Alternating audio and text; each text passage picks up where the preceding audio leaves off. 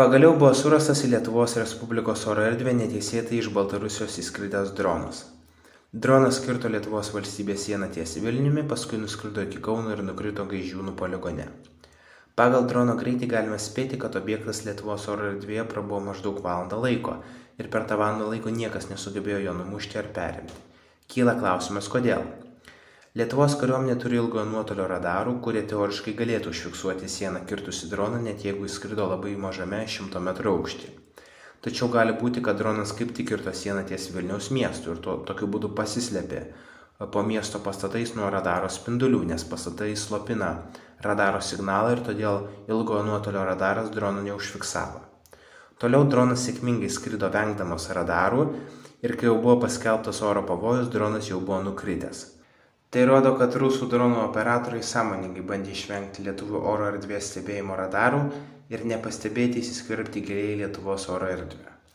Galbūt netgi jie pasitelkia elektroninės kovos priemonės, kurios aptinka radaro signalą ir gali pasakyti, kur stovi priešininko oro gynyba.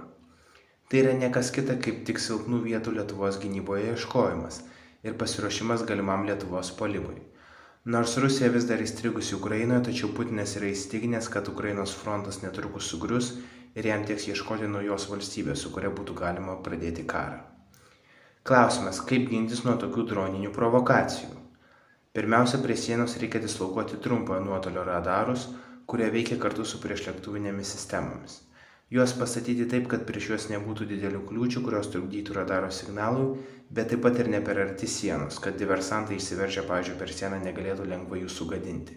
Lietuva turi vidutinio nuotolio oro gynybos sistemų NASAMS, kurios galėtų lengvai ir efektyviai iš gana didelio atstumo numušti bet kokius į Lietuvos teritoriją įskridusius dronus, bet šių sistemų kol kas turime tik vieną bateriją ir jinai yra naudojama Šiaulių oro bazei saugoti, o papildomas baterijos, kurias Lietuva užsakė, vis dar nėra gautos.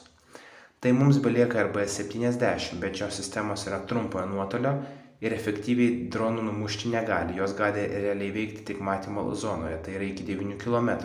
Tad pastačius tokias sistemas prie sienos, dronai vis tiek nesunkiai galėtų pralysti pro jas ir patekti giliai Lietuvos teritoriją.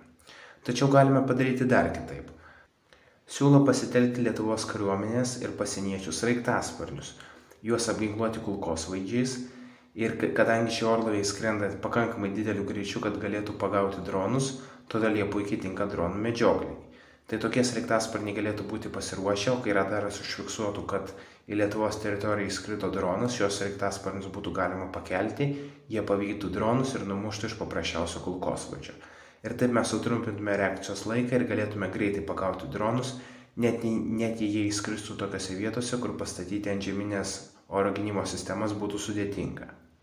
Ačiū žiūrėjusiems, iki kito karto.